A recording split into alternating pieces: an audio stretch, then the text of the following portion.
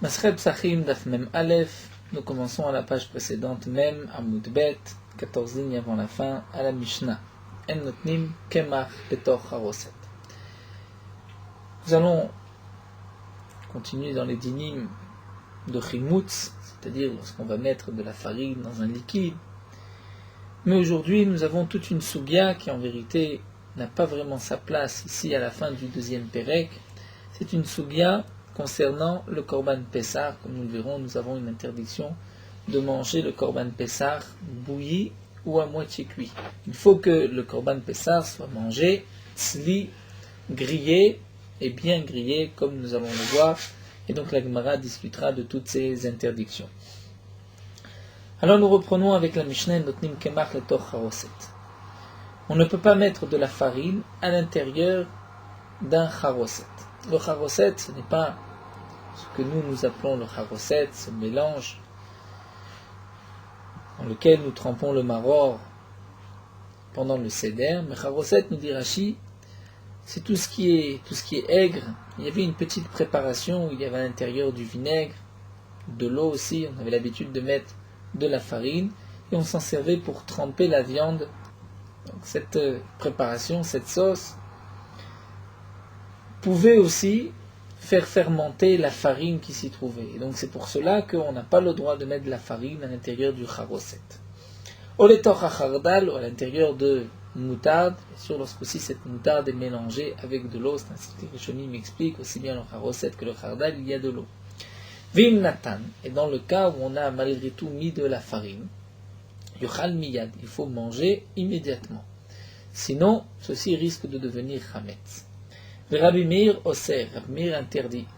C'est-à-dire que Rabbi Meir pense qu'on n'a pas la possibilité de surveiller, et donc ça devient immédiatement chametz, et donc on ne pourra pas le consommer. Ensuite, la Mishnah nous dit, Al-Mevashlim est à Pessah, on ne pourra pas faire bouillir le Pessah, le Korban Pessah, l'Obemashkim, ni dans un liquide, Velobemeperot,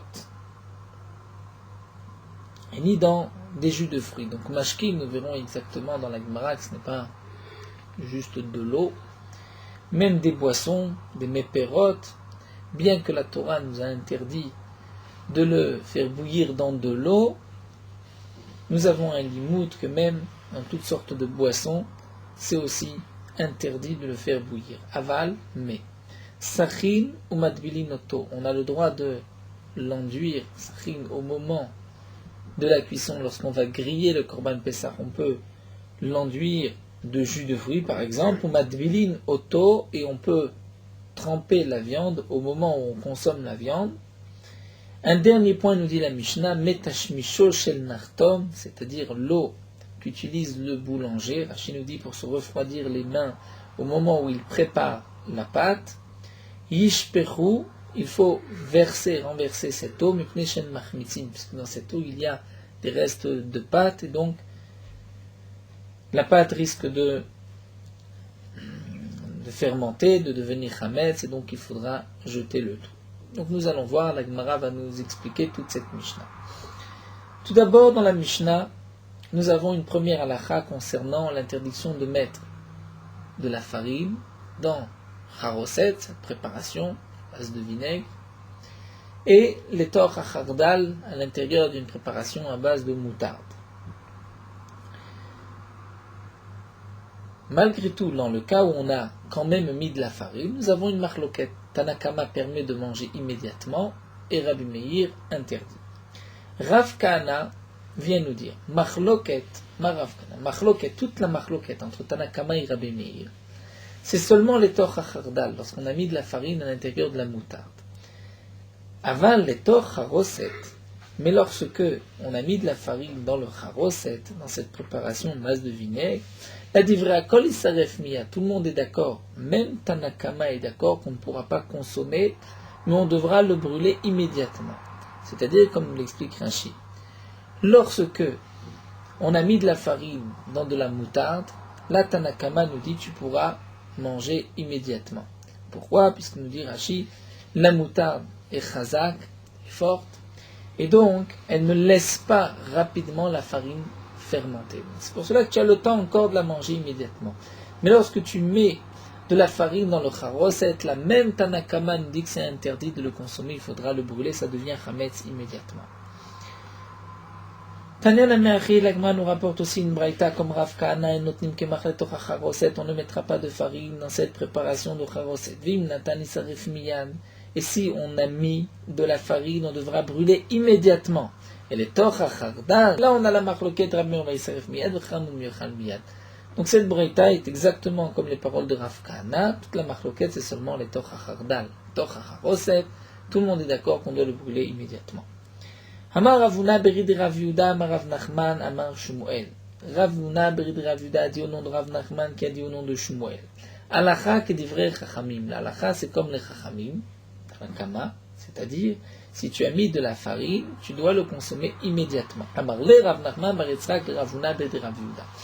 Rav Nachman bar Yitzchak dit à Ravuna berid Rav Yehuda qui a rapporté cet enseignement au nom de Rav Nachman, au nom de Shmuel, que l'alacha est comme les chachamim. Nous continuons d'Af même Aleph. Et voici que Rav Nachman bar Yitzchak lui pose la question suivante. Est-ce que Acharoset Ka'amarmar, est-ce que ce que tu as dit que la lacha est comme les chachamim, c'est sûr, Charoset aussi, ou Achardal Ka'amarmar, ou seulement sur la moutarde. C'est-à-dire comme nous venons de le voir au nom de Rav Kahana. Dans la Mishnah, nous avons notre machloket, Nakama et Rabbi Meir, a priori sur les deux cas, Echaroset et Chardal. Rav Kahana vient préciser toute la marloquette, c'est les toch hachardal. Là, les chachamim nous disent que tu pourras le consommer immédiatement, puisque la moutarde est tellement forte qu'elle ne laisse pas fermenter la farine. Donc, lorsque Rav Nachman a dit au nom de Shmuel que la halacha est comme les chachamim, que tu peux le manger immédiatement, est-ce que ceci a été dit aussi sur le charoset? C'est-à-dire que même dans le cas du charoset, les chachamim permettent de le manger immédiatement. Et donc, non pas comme ce que nous a enseigné Rav Kahana, ou Achardal Ka'amarmar, c'est-à-dire seulement sur le Chardal, comme l'a dit Rav Kahana, puisque sur le Charoset, même les Chachamim sont d'accord que tu dois le brûler immédiatement. Amarle lui a répondu, Ravuna Berid Rav Yehuda lui répond, Limaïnaf Kamina, quelle est la conséquence de ta question?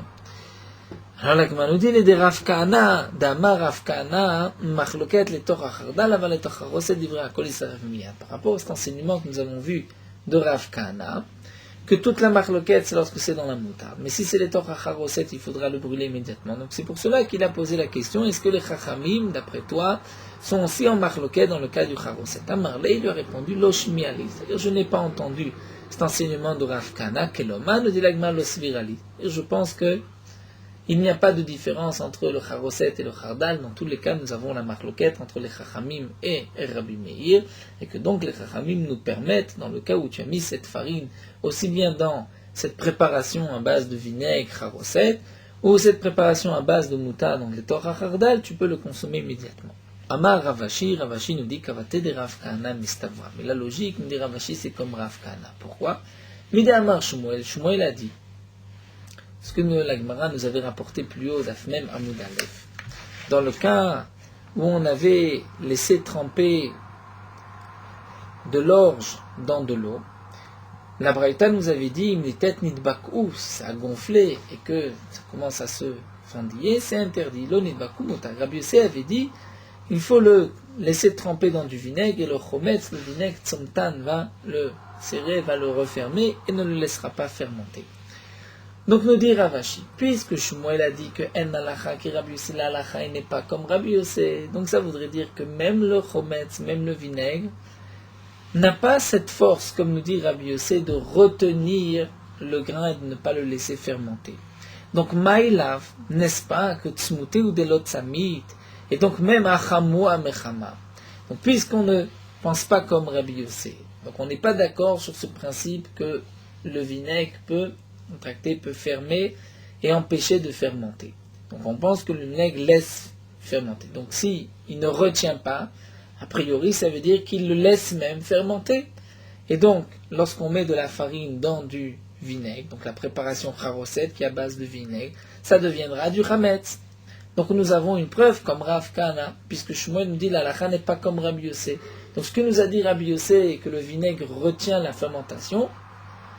On n'est pas d'accord et on pense que le vinaigre va même rendre chametz. La Gemara dit l'eau. tu n'as pas de preuve de Shmuel. Dilma, l'homme, c'est vrai que ça ne retient pas le chimout, mais peut-être que ça ne le rend pas pour autant chametz aussi rapidement, et donc on a encore le temps, d'après les chamim, peut-être de le consommer immédiatement. Donc la conclusion de l'Agma, c'est que nous n'avons pas de preuve de cet enseignement de Shmuel, comme Rav Kahana.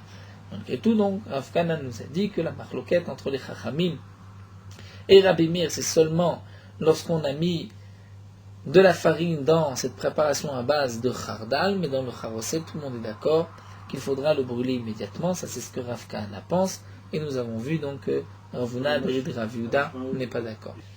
On continue avec les dinim de Korban Pessah. Donc, comme le soulève ici Tosfot, le 4e Tosfot de la page, en vérité, toute la soubia, là, tout le daf que nous allons étudier, n'a pas sa place ici. C'est vrai, nous dit Tosfot, qu'on a enseigné juste avant les dynimes de Yerakot, des légumes bouillis et chalouk, lorsqu'on les a laissés longtemps cuire dans de l'eau. Donc c'est peut-être pour cela que l'Agma continue ici avec le bichoul.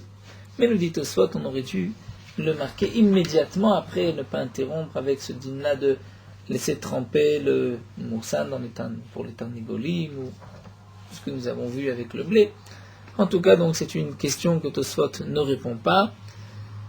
Pourquoi cette sugya fait partie du 2e Pérec, elle devrait faire partie des dinim de Korban Pessah que nous verrons Bezrat Hashem à partir du 5e Pérec. Malgré tout, nous allons l'étudier, cette sugya. El Mevashlim, Tanura Banan, nous avons une braïta. Donc, nous avons une interdiction de la Torah. La Torah nous dit Al tochlu mimenu na. Il ne faut pas manger le Korban Pessah na, c'est-à-dire à moitié cuit. Ou bachel mevushal bamaim, ou bien bouilli dans de l'eau. Kim tzli esh rosho al kirav al kirbon de la Torah, seulement on fera griller le Korban Pessah, rosho al kirav al kirbo, c'est-à-dire on laissera le Korban Pessah donc tout entier et on le fera griller sur le feu. Donc nous avons une interdiction de la Torah, c'est de faire bouillir le Korban Pessah et de le manger à moitié cuit.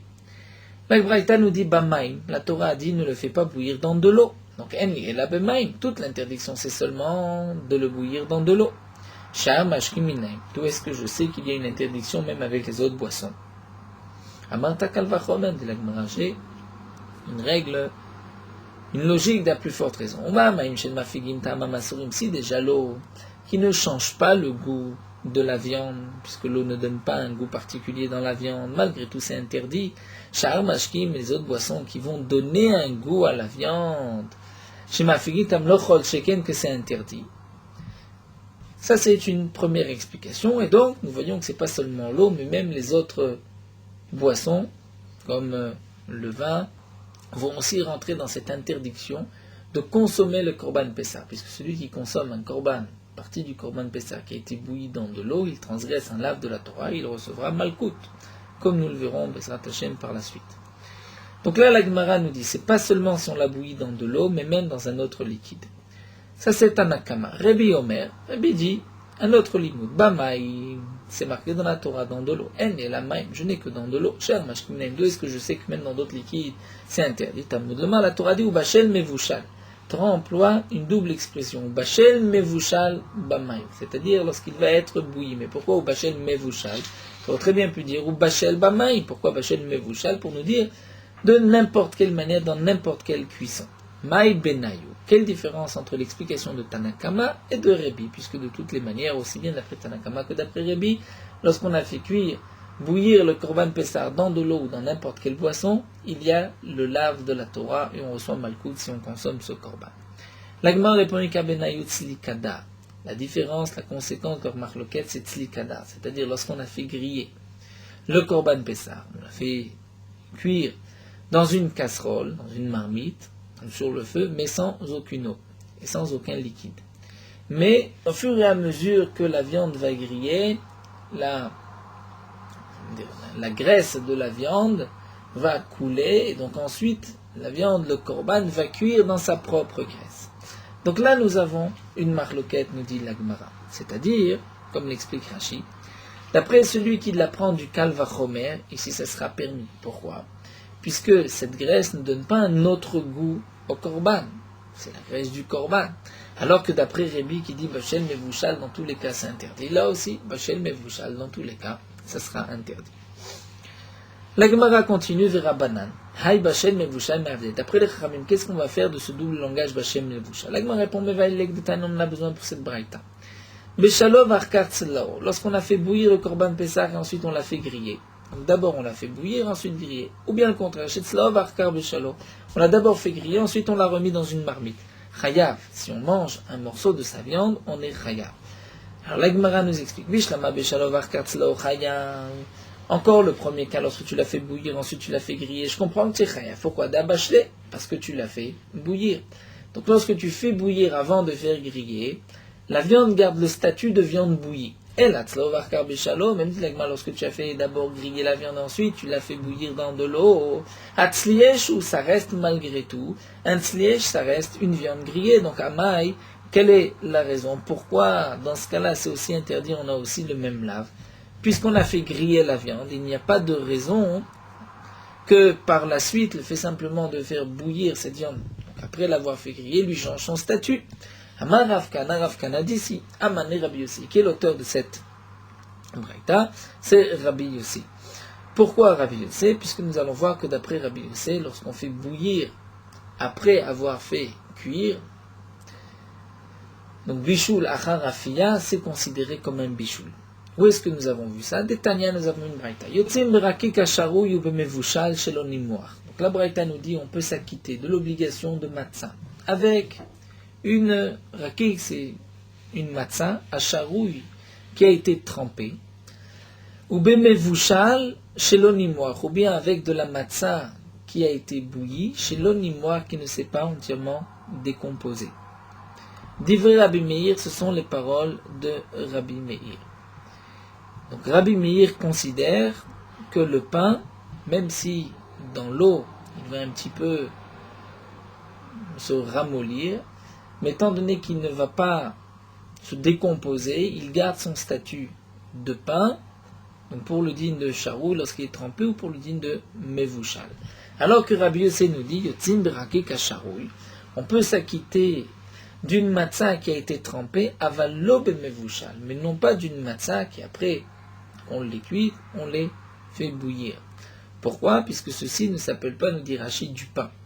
Bien que ça ait été déjà cuit dans un four, puisqu'on l'a bouilli, ceci lui enlève son statut de pain et c'est maintenant une matzah bouillie. Une matzah bouillie, c'est pas du lechem, on ne peut pas s'acquitter de la mitzvah de matzah.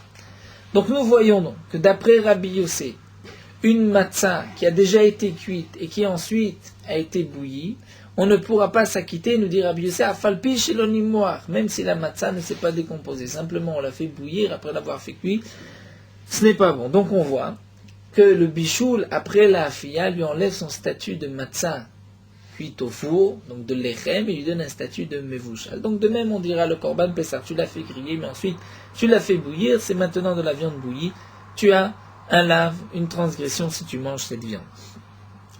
Donc l'auteur de la braïta que nous avons vu plus haut, c'est Rabbi Yossi. La Gemara nous dit, Oula Amar, d'après Oula, mais on peut dire même d'après Rabbi Meir, c'est vrai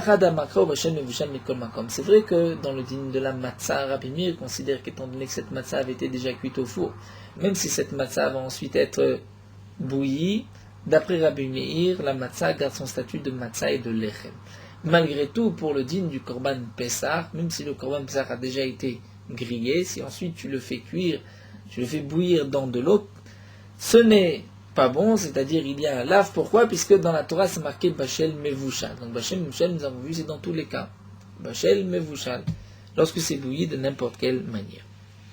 Donc nous avons vu un premier dîne, que le korban Pessah ne doit pas être bouilli dans de l'eau ou dans n'importe quel liquide. Ensuite nous avons vu une autre halakha, qu'un korban Pessah qu'on a fait bouillir et ensuite griller, ou bien griller et ensuite bouillir, il rentre dans l'interdiction de ne pas manger un korban Pessah bouilli. Tanou Rabbanan, nous avons une autre braïta. Est-ce que, même dans le cas où on a grillé la viande comme il faut, on est chayav?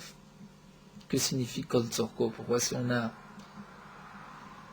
bien grillé la viande, il y ait une quelconque interdiction. Alors Rashi nous donne deux explications, mais Rashi retient la deuxième explication, c'est-à-dire on va, comme l'Agma nous l'expliquera, on parle dans un cas où on a tellement fait griller le Korban Pessah que, on l'a fait dire même un peu trop grillé, on l'a fait cramer, il est brûlé. Est-ce qu'on peut s'acquitter ou est-ce qu'il y a un lave? Talmud Lomar, la Torah dit Al tochlu mimenu na ou bashel mevushal bamaim. La Torah dit tu ne mangeras pas à moitié cuit ou bien bouilli dans de l'eau. Na ou bashel mevushal amarti lecha velo shetzlo ketzorko. Donc toute l'interdiction c'est lorsqu'il est à moitié cuit ou lorsqu'il a bouilli, non pas lorsqu'il a été trop grillé. Eridame, dans quel cas il s'agit? Amaraveché des shavir charoucha. On en a fait un morceau cramé, un morceau brûlé. Tanoura banan. Un autre dit, nous dit la Gemara, est-ce que si quelqu'un mange un kazaï de Korban Pessah cru, est-ce qu'il est aussi chayav, c'est-à-dire est-ce qu'il a aussi transgressé cette interdiction de la Torah qui lui interdit de consommer le Korban Pessah à moitié cuit ou bien bouilli?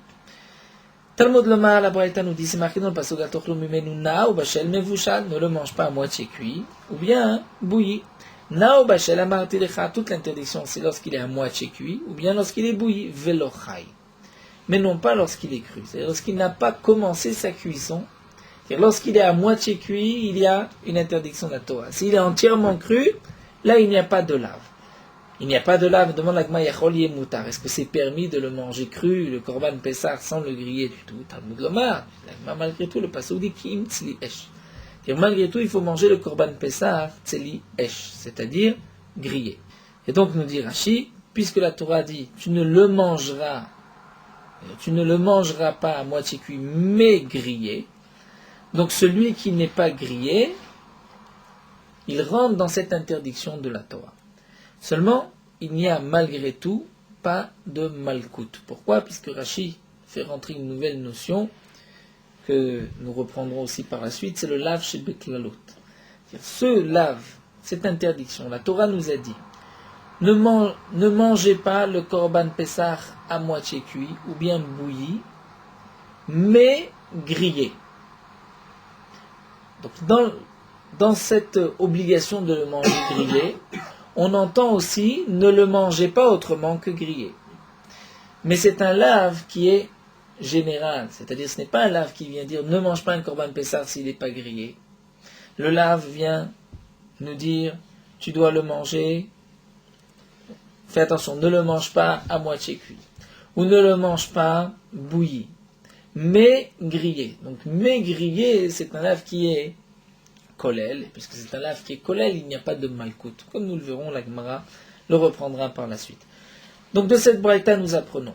Si quelqu'un mange un korban à moitié cuit, il y a malkout. Mais s'il le mange cru, il n'y a pas de malkout, bien qu'il y ait une interdiction de la Torah, puisque la Torah nous dit qu'une flèche.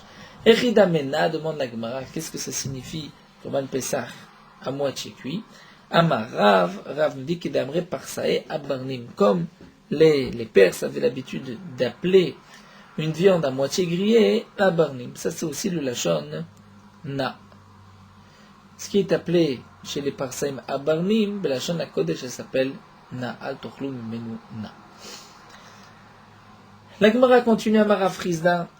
Rav Frizda nous enseigne. Mevashel bechamet veria beshabbat patour. Si quelqu'un fait cuire pendant Shabbat dans les eaux chaudes de Tveria, là qu'il y a un endroit Chamet Tveria où l'eau est naturellement chaude. Beshabbat, il est patour. Il n'a pas transgressé Shabbat. Il n'y a pas de korban. Pesach shebishlo bechamet Tveria chayav. Mais le korban Pesach qu'on a fait bouillir dans ces eaux de Tveria, là il est chayav. Demande la Gemara Maïshena beshabbat. Quelle différence entre Shabbat et Pesach? Si ça s'appelle de la viande bouillie pour Pesach, ça devrait s'appeler aussi pour Shabbat. Maïshena beshabbat delo. Quelle différence? Pourquoi Shabbat, on n'est pas chayav si on a fait cuire de la viande dans Chamet Veria? La Gemara répond des toldat esh baina. Parce que Shabbat, on a besoin d'une cuisson qui provient du feu et non pas du soleil ou bien une source naturelle. Demande la Gemara, Pesach namel, aftoldat eshu. Pour Pesach aussi, ce n'est pas un dérivé du feu. Chamet Veria, ce n'est pas une chaleur qui provient du feu, et donc on ne devrait pas être chayav. Amar Rava, Rava répond, Maï chayav de katane. Nous dit Rava, que signifie chayav? De ka'ava mishum tzli'esh. C'est-à-dire, chayav, non pas qu'il l'a bouilli, ça ne s'appelle pas un korban qui a été bouilli dans de l'eau, mais ça ne s'appelle pas non plus tzli'esh. Et donc, ce que Rav Rizda voulait dire chayav, c'est-à-dire tu es chayav, tu as transgressé l'interdiction, ne le mange pas autrement que tzli'esh, autrement que grillé par le feu. Donc là, Rashi nous rajoute que d'après donc cet enseignement de Rav Rizda, puisque c'est marqué chayav, donc c'est chayav malkout. Chayav malkout pour quelle lave? Cette interdiction qui nous dit ne le mange pas autrement que tzli'esh. Mais ça, on a vu que c'était lave chez Beklalout. Donc nous dit Rashi, Rav Rizda pensera lui qu'il y a malkout sur un lave chez Beklalout, c'est une marloquette, donc on pourra dire que Rav Rizda lui pense ainsi. L'agma continue, Rav Ria Berid Rav Natan Matnela de Rav Rizda Beadia, et Rav Ria Berid Rav Natan enseignait ce que nous avons dit au nom de Rav Rizda, mais Beadia explicitement, c'est-à-dire que Rav Rizda a dit Mefourash, Amar Rav Rizda, Amevashev Ramed Veria Beshabbat Patour, celui qui cuit dans cette source brûlante de Tveria, Beshabbat il est Patour, puisque ce n'est pas un dérivé du feu. Au Pessar, chez Bishlo, Bechamet Tveria il est Chayav, et là d'après Rav Ria Berid Rav Natan, Rav Rizda lui-même a précisé et a dit pourquoi Shavar Mishum Tzli'esh, parce qu'il a transgressé cette interdiction de tu ne le mangeras pas autrement que Tzli'esh. Amar Rava, la Gemara continue avec un enseignement de Rava. Achlona, Rava nous dit, si on a mangé le Korban Pessah na, c'est-à-dire à moitié cuit, combien il y a de malkouyot? On devrait dire un seul, puisque la Torah nous a dit Al tochlo mimenuna, ne le mangez pas à moitié cuit. Mais juste après, c'est marqué kin tzli'esh. Et donc, nous avons dit que le al tochlu est en facteur. Ne le mangez pas à moitié cuit, ne le mangez pas bouilli dans de l'eau, et ne le mangez pas autrement que grillé. Al tochlu, ne le mangez pas kin tzli'esh, mais seulement grillé. Donc, nous dit Rava, si quelqu'un mange achlona, de la viande à moitié cuit, eh bien, lokeshtaim, on tourne la page, en moudbet, lokeshtaim, il doit recevoir 2 malkut, c'est-à-dire 2 fois 39 coups de bâton. Pourquoi, nous dit Rashi? Un, mishum lotochlona, et le deuxième, lotochlo kim tzli'esh. Mevushal, toujours Rava. Rava enseigne, mevushal, si on a mangé un korban pessar bouilli. Lokeshtaim, il y a aussi 2 malkuyot. D'abord, ne le mangez pas bouilli, aussi, ne le mangez pas autrement que grillé. Si quelqu'un mange un korban pessar na ou mevushal, c'est-à-dire à moitié cuit et bouilli, là, loké shalosh, il reçoit 3 coups, 3 fois 39 coups de bâton, 3 malkouyot. Il a transgressé 3 interdictions de la Torah. D'abord, ne le mangez pas à moitié cuit, ne le mangez pas bouilli, et ne le mangez pas autrement que tzli'esh. Seulement, comme nous l'avons vu auparavant, c'est malgré tout qu'une tzli'esh, un lave chez Beklalout, c'est-à-dire un lave qui est général. Et donc là vient Abaye, et Abaye n'est pas d'accord avec Rava, et Abaye amar en lokim malav chez Beklalout. On ne reçoit pas de malkouyot pour un lave qui est kolel, c'est-à-dire qui englobe toutes sortes de bishulim, qui n'est pas de tzliya. Donc on ne va pas dire qu'il y a plusieurs malkouyot. Qu'est-ce que ça signifie d'après Abaye? Donc ça, nous avons 2 versions. Ikadamri d'après une version tarté ou delolake. C'est-à-dire Abaye dit, on ne peut pas recevoir 2 malkouyot. Un malkout pour avoir mangé le korban pessah à moitié cuit, et le deuxième pour l'avoir mangé autrement que grillé. Puisque le deuxième est considéré comme un lave chez Beklalout. Mais au moins un lave, au moins un malkout, il recevra. C'est-à-dire, par exemple, nous dit Rachid, dans le cas où quelqu'un fait bouillir dans les chamet veria et il l'a mangé. Là, on ne peut pas imaginer le malkout à cause de bichoul. On ne peut pas imaginer le malkout à cause de na, c'est-à-dire à moitié cuit, puisqu'il est entièrement cuit et il n'a pas été bouilli dans une marmite sur le feu. Donc la seule interdiction, c'est ne le mange pas autrement que grillé. Eh bien, dans ce cas-là, d'après Abaye, il y aura malgré tout un malkout. Mais lorsque on l'a mangé à moitié cuit, où il y a un malkout à cause de na, ou bien on l'a mangé bouilli, on reçoit malkout achnoum bachel mevushal, donc là il n'y a pas un autre malkout pour ki'in tzli'esh. Ça c'est une version d'après Abaye. Kadamre, d'après une autre version, chadanam elolake, il ne recevra rien du tout. Pourquoi? De l'homme yached lave que lave de chassima, puisque le lave n'est pas précis comme le lave de chassima. C'est-à-dire la Torah qui nous dit ne le mangez pas autrement que grillé, c'est un lave qui est général. C'est-à-dire la Torah exclut tout ce qui n'est pas grillé.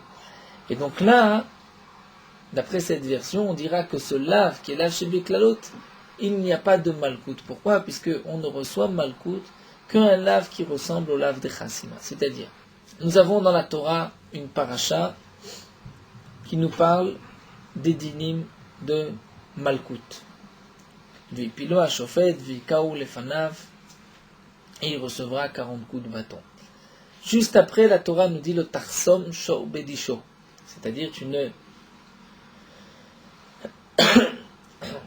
mettras pas de misère à ton taureau au moment où il va écraser la récolte. Le lave de chassima, c'est le lave qui va être l'exemple de tous les lavim pour lesquels on recevra malkout, puisque la Torah marque malkout à côté de ce lave. Donc il dit, on va dire, pour tout lave, il y a malkout, on recevra 39 coups de bâton, mais à condition que ceci ressemble au lave de chassima. C'est-à-dire, par exemple, il faut que ce lave ait eu une action, comme le lave de chassima. On va fermer la bouche du taureau. Ce n'est pas non plus un lave à un état clé, et non pas un lave chez Beklalot, c'est-à-dire un lave qui est général. Comme dans ce cas-là où la Torah dit ne le mange pas autrement que grillé. C'est très général. Donc Rachid l'avait dit avant, des kolel bokol mine bishulim chez Nanslia. Parce que la Torah donc inclut ici toutes sortes de bichoul qui n'est pas de la viande grillée sur le feu. Donc c'est appelé un lave chez Beklalot, un lave général. Et puisqu'il ne ressemble pas au lave de chassima, donc il n'y a pas de malkout. Donc en conclusion, nous avons maintenant une marloquette entre Rava et Abaye. Si quelqu'un mange de la viande à moitié cuite, est-ce qu'il y a deux malkout ou pas? D'après Rava, il y a deux malkout. D'après Abaye, il n'y a qu'un seul malkout. Dans le cas où quelqu'un, comme nous dit Rashi, a fait cuire, a fait bouillir de la viande dans les chamet veria, est-ce qu'il y a d'après Abaye un malkout ou pas? Ça dépend des deux versions que nous avons vues dans la Gemara d'après Abaye. De même, la Gemara nous rapporte la même marloquette entre Rava et Abaye concernant le nazir. Le nazir a une interdiction de manger tout ce qui provient de la vigne. Et la Torah nous dit, depuis la peau du raisin, même ad mechartzanim v'adzak, depuis le pépin jusqu'à la peau. La Torah inclut kol asher yaseh migefen. Tout ce qui sort, tout ce qui provient de la vigne est aussi interdit au nazir. Donc on dit Rava achal zak, si quelqu'un mange la peau du raisin, un nazir qui mange la peau du raisin, l'okeshtaim il reçoit 2 fois malkout. Un malkout puisqu'il a mangé zag, qui est interdit par la Torah, et aussi puisque la Torah dit mikol asher yaseh migefen hayain, etc. mechartzanim ve'atzag, il ne faut pas le manger. Donc tout ce qui provient de la vigne. De même, charsan, si quelqu'un mange un pépin, l'okeshtaim, le nazir mange un pépin, il reçoit 2 la vigne. D'abord pour le charsan, mais aussi tout ce qui provient de la vigne. Zag ve charsan, l'okeshalosh, recevra 3 malkout. Abaye amar en lokem elav shebeklalot. Abaye là aussi nous dit, c'est un lave qui est général, puisque la Torah dit mikol asher yaseh. Tout ce qui provient, mikol asher yaseh, tout ce qui provient de la vigne, il nous dit Rashi, ça inclut charsanim, zagim, c'est-à-dire le pépin, la peau, du raisin frais, du raisin sec, etc. Donc, puisque c'est un lave général, nous dira Abaye, il n'y a pas de malkout. Ikadam retarteu de lolake, Adam yalake. Donc, comme nous l'avons vu d'après une version, Abaye pense qu'il n'y a qu'un seul malkout, il n'y en a pas 2. Alors que, d'après une autre version, Ikadam rechadan amelolake, il ne recevra pas même un seul malkout. Pourquoi d'ennui arrête laver que lave de chassima? Parce qu'il n'y a pas de lave comme le lave de chassima. C'est-à-dire dans le cas, par exemple, nous dit Rashi, où il a mangé les feuilles. Les feuilles rentrent dans ce lave de klalout, tout ce qui provient de la vigne, mais non pas de zag de chartan. Donc est-ce que dans ce cas-là, il y a malkout ou pas? C'est une marloquette. D'après une version, il n'y a pas du tout de malkout. D'après une autre, il y a quand même un malkout. De toutes les manières, nous précise Rashi que bien que dans le même passou qu'il y a l'interdiction pour tout ce qui provient de la vigne, et la Torah mentionne aussi zag vecharza, mais si quelqu'un a mangé la peau zag, c'est sûr qu'il est chayav, puisque là la Torah l'a précisé dans l'interdiction. De même pour le na, comme nous l'avons vu, Abaye est d'accord que si quelqu'un mange du korban Pessah à moitié cuit, il y a au moins un malkout. On ne dit pas que le al tochlu menuna est aussi un lave chez Beklalut. C'est seulement la suite qui mislèche. Tano Rabbanan, l'Agma continue avec une autre braïta. Achal kazaït nami beodium, si quelqu'un a mangé un kazaït de viande à moitié cuite, memi beodium avant la tombée de la nuit. Le korban Pessah ne doit se manger que le soir. Avant la tombée de la nuit, quel est le din? Patour, il est dispensé de malkout. Kazaït nami shechashira, si quelqu'un mange un kazaït de viande à moitié cuite à partir de la tombée de la nuit, là il est chayav. Mais achal kazaït slimi beodium, si quelqu'un a mangé un kazaït du korban Pessah qui est grillé comme la mitzvah avant l'entrée de Pessah, alors qu'il fait encore jour, donc il n'avait pas le droit de manger à ce moment-là le korban Pessah, mais l'opatzal atzmo b'nei chabura. C'est-à-dire, comme nous le verrons aussi dans les prakim qui traitent du korban Pessah, il y a une interdiction de manger le korban Pessah en deux chaburot. Il faut manger le korban Pessah resté dans le même groupe. Même le même korban Pessah, lui, comme nous le verrons, peut être divisé en deux groupes, mais toute personne qui mange dans un groupe n'a pas le droit ensuite d'aller manger dans un autre groupe. Si quelqu'un mange un kazaït de viande du korban Pessah dans un groupe, il ne pourra plus aller manger dans un autre. Mais si ce kazaït, il l'a mangé avant la tombée de la nuit, eh bien, il n'a pas encore l'interdiction de se joindre à un autre groupe, puisque ce qu'il a mangé avant la tombée de la nuit ne l'a pas fixé dans le premier groupe, dans le premier endroit où il a mangé. C'est cet enseignement que nous apprenons dans cette braïta.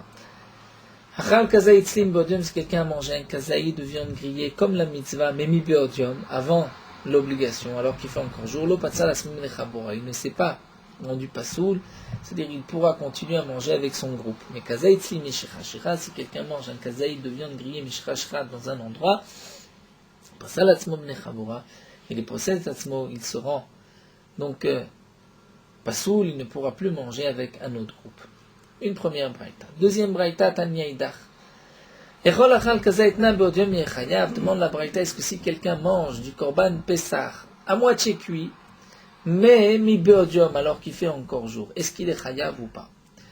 Comme nous allons le voir, comme dit la première braïta, il est pas tout. Pourquoi? Puisque la Torah nous dit, lorsque tu as l'obligation de manger le korban Pessah, alors ne le mange pas à moitié cuit.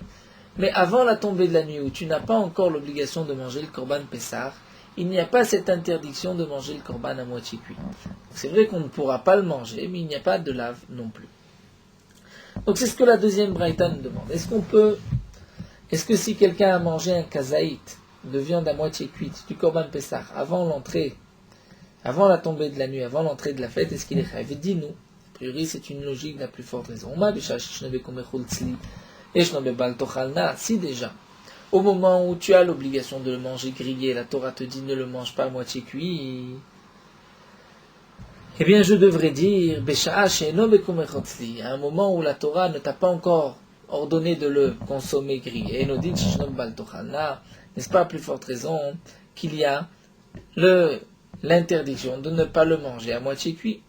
Ou bien nous dit la Gemara, peut-être qu'on devrait dire ainsi. Peut-être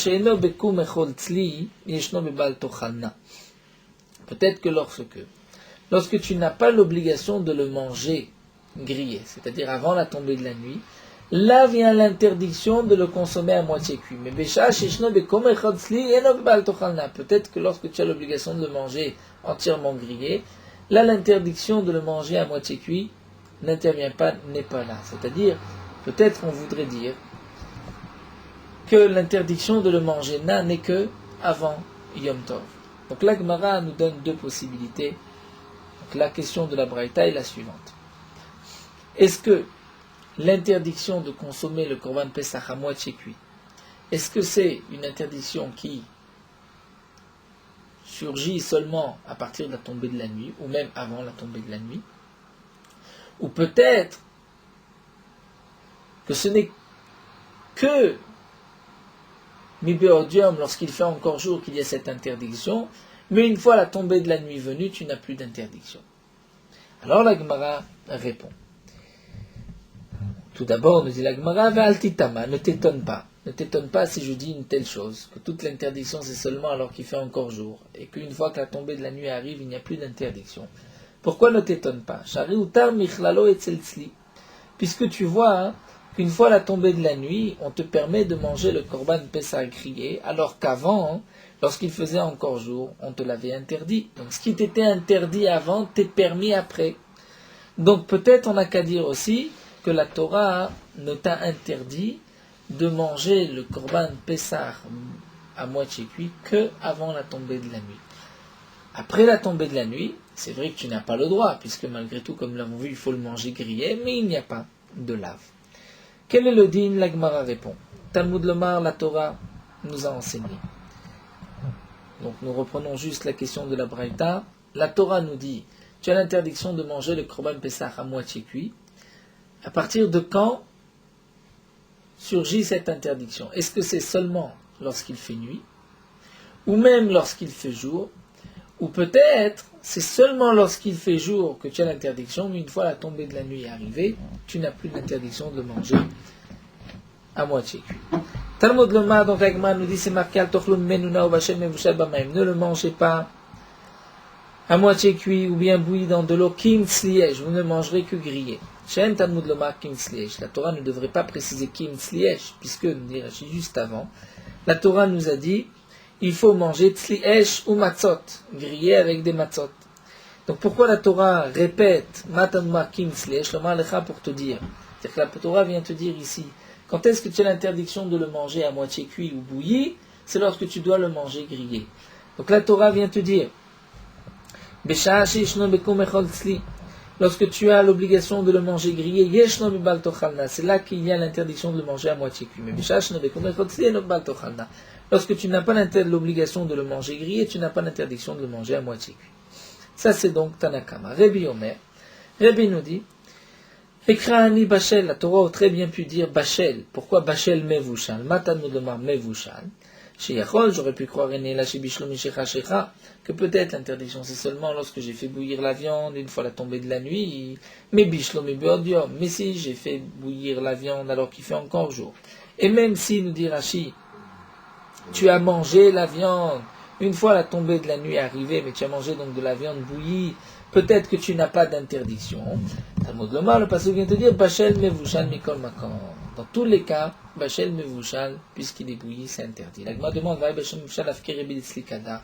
Nous avons vu plus haut que d'après Rebi, Bachel Mevushal, on l'utilisait déjà pour le Slikada, pour les autres liquides, lorsqu'on a fait que le Korban Pessah dans une marmite sans liquide. Alors la Gemara répond Imken Limakra O Bachel Bachel O Mevushal Mevushal. C'est-à-dire, si la Torah ne venait de Bachel Mevushal nous enseigner une seule halakha, donc c'est vrai que la Torah aurait pu dire simplement Bachel. Donc la Torah qui dit deux fois Bachel Mevushal, c'est pour nous enseigner un enseignement supplémentaire. Mais cet enseignement supplémentaire, on aurait pu l'apprendre même si la Torah nous dit Bachel, Bachel ou Mevushal, Mevushal. Puisque la Torah nous dit une fois Bachel, Mevushal, c'est qu'il y a un troisième enseignement. Donc c'est ce que nous dit la Gemara. Donc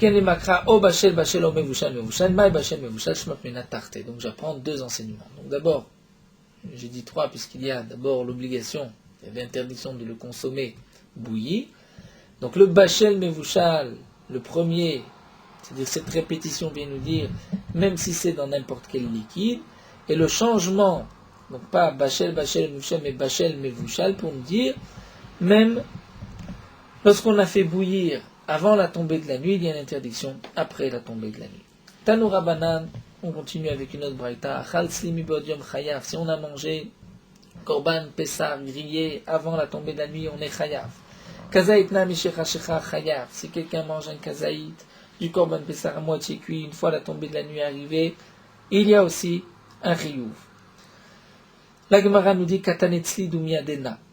C'est-à-dire, le din de tzli, c'est comme na, comme le din de na, comme le din de à moitié cuit. Mana belav, avtzli belav.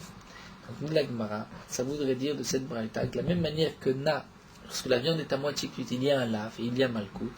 Donc ce que la Braïta nous a dit, si on mange le tzli avant la tombée de la nuit, il y a aussi une interdiction, c'est un lave. Alors demande à Gma, quel lave il y a de manger le korban Pessah grillé avant la tombée de la nuit? Bishlaman naktiv al tochlomimenuna. Là la Torah nous dit ne le mangez pas à moitié cuit. Et la tzli, mais grillé, avant la tombée de la nuit, la Torah ne nous a pas donné de lave. C'est vrai que la Torah nous a dit mange-le une fois la tombée de la nuit. Mais ça c'est assez. Pour malkout, il faut un lave. Donc nous dit la Gemara, Minalando, est-ce qu'on sait dire tis, puisque la Torah dit vous mangerez cette viande cette nuit. Donc on va dire balayla la nuit, mais pas le jour. Mais la nuit et pas le jour. Ce n'est pas un lave, c'est-à-dire véritable un commandement négatif. C'est un commandement négatif qu'on apprend d'un commandement positif. Et nous avons une règle. C'est chaque fois que j'ai un lave et que je le déduis, je l'apprends d'un essai, ça a le statut d'un essai. Il n'y a pas de malkout. Amar Afrizda répond à Mané, qui est l'auteur de cette braïta, Rabbi Uda. On continue encore quelques lignes de la Fmembet. C'est Rabbi Uda. Détania Rabbi Uda a dit, dans la Torah, il y a une interdiction, c'est marqué, shor, vessé, un shor, un taureau, vessé, un agneau, saroua, lorsqu'il a un défaut. C'est-à-dire, il a un œil plus grand que l'autre, nous dit Rashi, vekalout, ou bien il y a les pieds fermés. Nous avons l'interdiction de l'offrir, de le sacrifier sur le Bet Hamikdash, sur le Mizbeach, et la Torah nous dit Nedava Tasuoto, vous l'offrirez, Nedava, un cadeau, c'est-à-dire si on veut l'offrir, on ne peut que offrir sa valeur au Bet Hamikdash, c'est ce qu'on va appeler Bedek Habayit, pour tout ce qu'on a besoin dans le Bet Hamikdash. Mais puisque la Torah dit Oto, on apprend de là Oto Atamatfi, c'est-à-dire un korban qui a un moum, que tu ne peux pas sacrifier sur le Mizbeach, c'est ce korban-là que tu as le droit d'offrir, que sa valeur puisse servir au Bet Hamikdash. C'est-à-dire, tu l'offres au Bet Hamikdash, on va le vendre et on utilisera la valeur pour, par exemple, réparer tout ce que nous avons besoin dans le Bet Hamikdash ou faire des kelim en or dans le Bet Hamikdash. Et de là, on apprend une interdiction, Yata matfis mimim le bedek habayit. Lorsque tu as un korban qui est tamim, qui n'a aucun moum et qui peut être sacrifié sur le mizbeach, tu n'as pas le droit de l'offrir en tant que bedek habayit pour sa valeur. Si tu veux l'offrir, tu dois offrir le korban lui-même pour qu'on le sacrifie sur le mizbeach. Mais kanamro, de là on a dit, Kol matfis mimim bedek habayit over c'est tout celui qui offre un korban tamim sans aucun moum. Les bedek habayit, c'est-à-dire pour sa valeur au Bet Hamikdash et non pas pour lui-même, pour sacrifier ce korban sur le mizbeach, au verbe essai, il transgresse un essai. Puisque la Torah a dit, celui qui a un moum tassé auto, vous l'offrirez nedava. Ça veut dire qu'un autre, vous ne l'offrirez pas. Donc, elle n'est la essai, je n'ai que le essai. Belota essai. D'où est-ce que je sais qu'il y a aussi un lave, un commandement négatif, minaïm. Talmud Lomar, c'est marqué dans la Torah, Vaïdaber Hashem el Moshe, les morts. Hashem a dit à Moshe, les morts pour dire. C'est-à-dire, L'imed al kol la paracha kula shi belotase dit Rabbi Uda. Rabbi Uda nous dit, on apprend de là que toute la paracha est un lotase. Comment ça? Puisque c'est marqué les morts, c'est un lotase. Amarlo Rebi le bar kapara, Rebi demande à bar kapara, il lui dit, maï mashma. Comment Rabbi Uda a déduit de là un lotase, un commandement négatif? Amarlo, il lui a dit, dirtiv les morts. C'est-à-dire, les morts, c'est un mot composé. Lo ne'emar bidvarim. C'est-à-dire, tout ce qui va être dit par la suite, c'est lo, c'est-à-dire sous forme de négation, tu n'as pas le droit. Donc il y a déjà un lave. Ou bien Berav Amre dans le Bet Midrash de Rav, on a dit, les morts, c'est lave et mort. Il y a un lave qui a été dit, va leur dire qu'il y a un Issour lave. Et donc nous rajoute Rashi, puisque dans le Korban Pessah, c'est aussi marqué, Vayomer Hashem el Moshe, ve'el Aaron les morts. Donc on sait que lorsque la Torah nous a dit, vous mangerez le Korban Pessah cette nuit, et que juste avant, au début de la paracha, c'est marqué les morts. Donc dans cette obligation de le manger le soir, il y a aussi un lave, c'est-à-dire mangez-le le soir, ne le mangez pas avant la tombée de la nuit. Donc comme nous avons vu d'après Rabbi Uda que le les morts signifie un lave, donc on pourra dire aussi concernant Pessah que c'est un lave, et si quelqu'un mange un korban Pessah, même s'il est grillé comme sa mitzvah, mais avant la tombée de la nuit, il est chayav, et il recevra donc malkout, puisque de ce les morts, comme nous l'a dit Rabbi Uda, on apprend qu'il y a une interdiction comme si c'était marqué un commandement négatif. Nous allons nous arrêter ici à Metash Mishoshinat.